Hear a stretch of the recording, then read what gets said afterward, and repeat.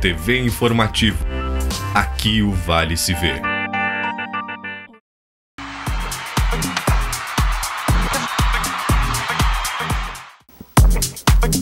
Olá, o Grêmio perde a oportunidade de uma aproximação com o líder, fica no 1-1 com o Cruzeiro. O Internacional está a 2 pontos do G4, venceu o Sport. E o Lajadense, hein? Faltam só 2 jogos para a Série C.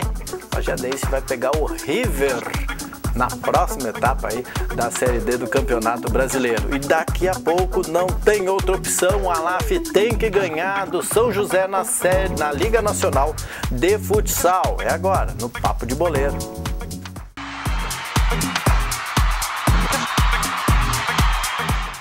E a noite da segunda-feira tem tudo para ser especial para quem é de Lajeado, Diogo Botti, mas é mais do que decisivo, é super decisivo. Pra LAF, né? Lógico. Complexo Esportivo da Univates, bola rolando já, 19h15 para a LAF São José. Jogo chave aí para a LAF continuar, manter as pretensões de classificação na segunda fase da Liga Nacional. Enfrenta o adversário que teoricamente está morto, né? Mas não dá para ressuscitar, né? Não dá para fazer uns Walking Dead ali, né? Que a gente gosta de falar. Sério que a LAF precisa fazer o resultado, precisa dos 3 pontos para se manter com chance de classificação. Lembrando que na outra partida da mesma rodada, em confronto direto entre São Paulo e Guarapuava, as 2 equipes que estão na frente da LAF e que estão buscando essa 4ª vaga aí, já que as 3 primeiras já parecem encaminhadas ali com o Intelli, com o Jaraguá e com o Crona Joinville. Então, jogo importantíssimo para a LAF precisa fazer a sua parte para daí sim pensar nos adversários. Aí lembrando que na última rodada a LAF enfrenta o Crona fora de casa, esse jogo pode valer a classificação ou não, dependendo de hoje, né? Então é decisivo hoje, a bola já está, a pelota, né, porque é um pouquinho menor, né? A pelota já está rolando lá no Complexo Esportivo da Univates, ainda dá tempo para você acompanhar, né, se for rapidinho lá para a Univates, vale a pena porque é um baita jogo, mas mais do que um grande jogo, vale a pena para apoiar esse time aqui de Lajeado, que pode estar entre os 8 melhores times do país se classificar. No caso de resultado adverso, pode ter sido o último jogo da LAF esse ano na Liga Nacional, né?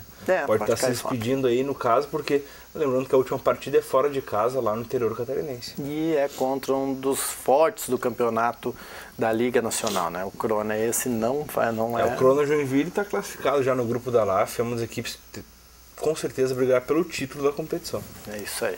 Bom, a LAF então está jogando contra São José pela Liga Nacional. Você tem que ir lá para o Complexo Esportivo da Univates para dar essa mão para o time do técnico Giba.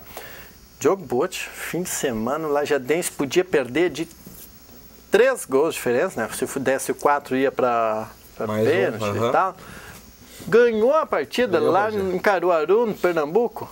Na verdade o Lajadense fez valer o desespero do Central, né? Que entrou em campo e precisando de todas as formas golear para se manter vivo na competição. O Lajadense acabou saindo na frente ainda com o Ramon, jogada de velocidade. O Central buscou um empate num lance do Lajadense, infelicidade do Vinícius, ele acabou tocando contra o próprio gol. E aí no segundo tempo, o Lajadense conseguiu manter a superioridade de novo e passou à frente do marcador, conquistando essa vitória importantíssima aí, mostrando que o Lajadense está grande, Márcio. Está grande para buscar essa vaga na Série C.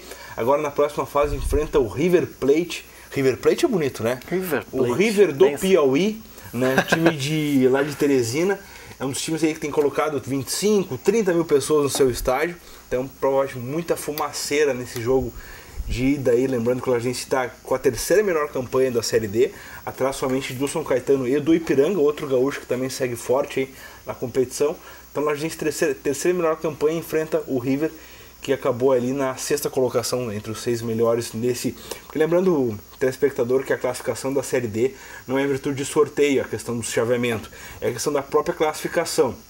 Vitória, 3 pontos, soma igual desde a primeira fase. Então tu está somando pontos aí o Lajadense foi bem na primeira fase, teve as 2 vitórias consecutivas agora sobre o Central, então somos mais 6 pontos com relação à classificação da primeira fase. Então essa pontuação que coloca o Lajadense lá como 3ª melhor campanha, e essa classificação que vai indicando os confrontos. Então o River classificou lá em 11º, 12º, mas se manteve na disputa e enfrenta o Lajadense então com uma sexta força aí desse momento da competição. Então lembrando, o Lajadense passar do River do Piauí, aí sim está na Série C do Campeonato Brasileiro do ano que vem.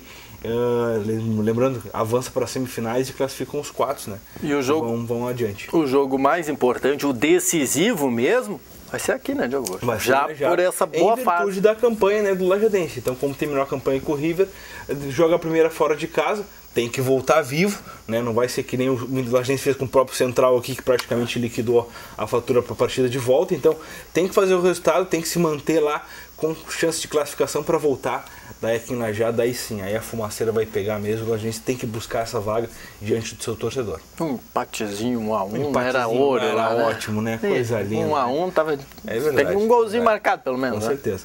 Mas no meio disso, né, Márcio, a gente já começa a pensar na decisão da Copa do Fernando Costa, né? Também. Na quarta-feira, agora, no estádio Alvezul, 20 horas, primeira partida da decisão contra o Pelotas. A gente retornou hoje da viagem lá de Caruaru, né, foi recebido pela direção do clube e tudo mais. Já começa a se preparar, passar por avaliação física amanhã os jogadores que atuaram nessa partida. Lembrando que a gente está em final de temporada e o desgaste físico começa a pegar. A gente está disputando 3 competições simultaneamente, então, e conseguindo ser competitivo nas 3. Então a gente agora vai passar por reavaliação, um grupo de jogadores, para saber o que vai a campo contra o Pelotas. Lembrando que a primeira partida de decisão é aqui e a finalíssima corre lá no sul do estado. É isso aí. E esse jogo que nós falamos contra o River, o primeiro que vai acontecer vai ser já no próximo domingo. Já no próximo domingo, lá exatamente. No Piauí. Uma viagemzinha mais 14, 15 horas, né? Mais uma coisinha para ficar bom, assim, né? Desgaste dos jogadores. E o outro, então, vai ser no outro domingo aí, aqui em Lajeado, no estádio Alvezul. Aí é a hora de reverter. Então, já que vai dar umas 20 mil pessoas lá, vai dar. Aqui nós podíamos botar uns... Podia botar pelo menos assim que a gente tem aqui, né? O espaço, né? Só dá renda quando vem Inter e Grêmio, impressionante. Pior, né? Quem nunca quis assistir um jogo do River, do Diogo Borges? Gente, o River, né? É o River, né? Tá, é do Piauí, mas é o River. Não, mas tá junto, né? As cores são as mesmas, não? São só o desenho da camisa é diferente. Não tá valendo. Enfim, tu falaste, Diogo Borges, de uma falha aí do Lajadense, que acabou tomando gol. Falha do goleiro Diego Cavalieri contra o Santos. Que loucura, né? Que chutinho de Klemer, ala Klemer, né? Também do Lucas Lima, né? Do jeito que ele pegou na bola, uma bola rosqueada daquelas vai pro gol, né? Realmente, aquilo ali foi... Quando o cara tá num bom momento, é verdade, né? Meia da seleção brasileira aí, que liga deu. Bom, entrando no Campeonato Brasileiro, no sábado teve jogo do Internacional e o Internacional venceu o Sport do Falcão. Primeiro jogo. Essa é a primeira vez que o Falcão enfrentou o Inter, atuando em outro time aí, né? Vitória, estádiozinho novo. Estádio novo, exatamente. O Inter aí fez o seu papel, fez valer o seu favoritismo, fez o primeiro gol, saiu na frente, acabou sendo empate no contra-ataque aí dos times do Sport. E aí depois do segundo tempo, ainda no segundo tempo, conseguiu construir a sua vitória. Um gol do Rodrigo Dourado, primeiro gol do volante colorado com a camisa profissional do Inter, né? Marcou seu gol de cabeça, uma linda jogada do Valdívia pela esquerda, passou por 3 marcadores e cruzou. Daí o volante colorado surgiu como elemento surpresa para fazer o gol que colocou o Inter mais 3 pontos na tabela. O Inter segue vivíssimo pela luta pelo G4, tá a 2 pontos do São Paulo, que hoje é o 4º colocado. Primeiro gol do Internacional, se não me falha a memória, um baita passe do Anderson. Isso aí, o Anderson, a boa notícia aí, mais uma boa atuação, saiu sob aplauso, até foi substituído no segundo tempo, né? Saiu aplaudido no Beira-Rio, um jogador aí que vem dando uma resposta muito positiva, jogando como terceiro homem de meio campo, fazendo aproximação com os atacantes. O Anderson, eu acho que vai se achando no Internacional. Era uma das apostas do Argel, logo quando ele assumiu o comando do Inter aí, que ele resgataria o futebol do Anderson.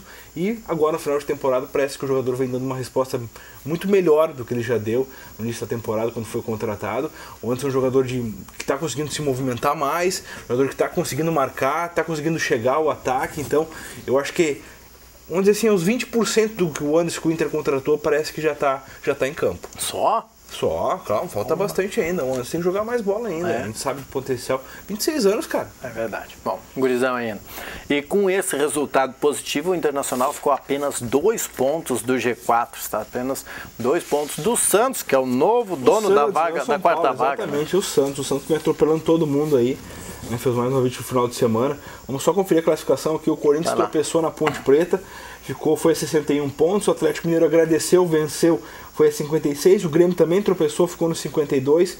E aí o Santos fechando o G4 com 46 pontos. Mesma pontuação do São Paulo na quinta colocação. E o Palmeiras vem em sexto com 45, o Flamengo 44 e o Inter com 44 na oitava colocação.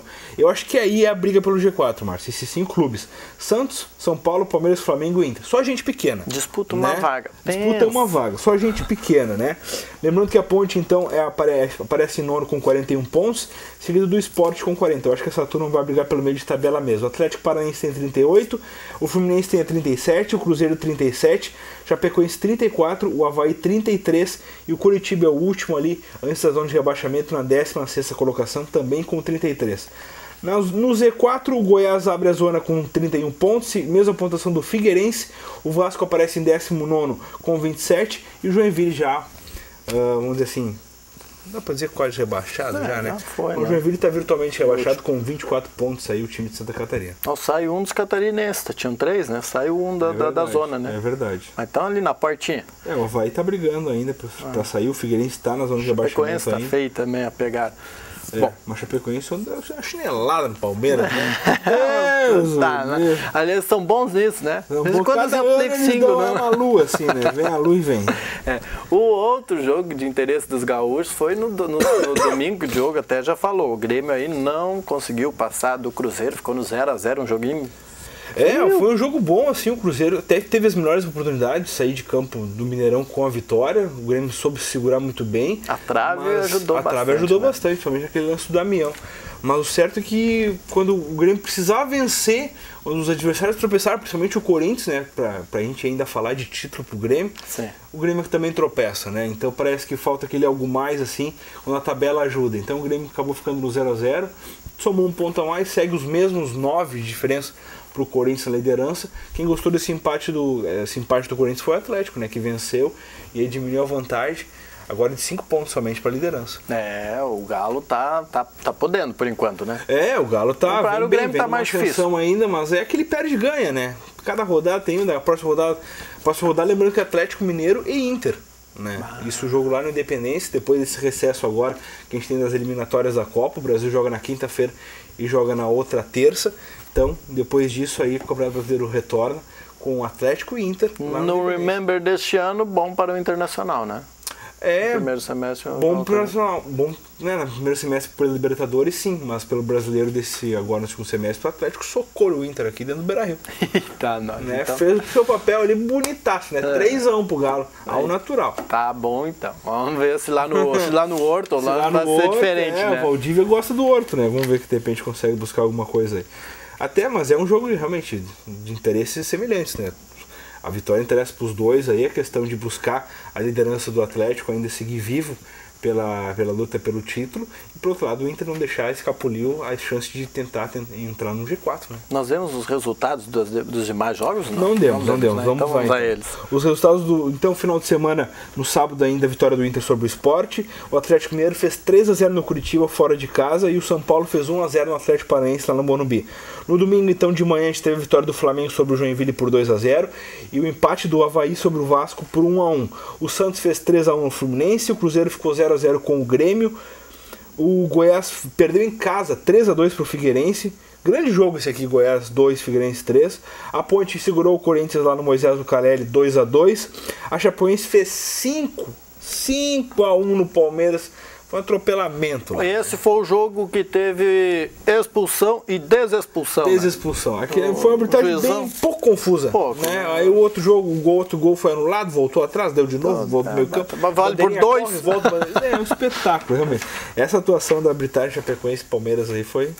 Para entender, o árbitro esse da expulsão, o árbitro expulsou o jogador do Palmeiras num lance que seria ali... Um lance normal. Foi um lance normal. Nem foi falta. Nem foi falta, foi na bola o lance. Mas ele expulsou, o gurizão foi para o vestiário e aí depois ele conversou ali com os colegas, resolveu que estava errado. Cerca de 7 minutos o jogo ficou parado nessa brincadeira. Mandou buscar a sorte que o louco não tinha tomado banho. Né? Meio porquinho. Que barba. Não tinha dado tempo banho. Nós voltamos amanhã para falar sobre esse jogo da LAF Decisive. Tomara que a LAF tenha trazido um resultado positivo hoje no Complexo Esportivo da Univates. E depois tem folguinha do Campeonato Brasileiro, Diogo Botti. Folguinha. Só volta aí no dia 14 com essa nova rodada. E agora o recesso é para as eliminatórias, data FIFA. Que beleza. Voltamos amanhã depois da redação informativa. Até mais. Um abraço.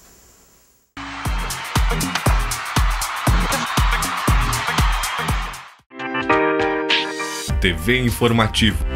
Aqui o Vale se vê.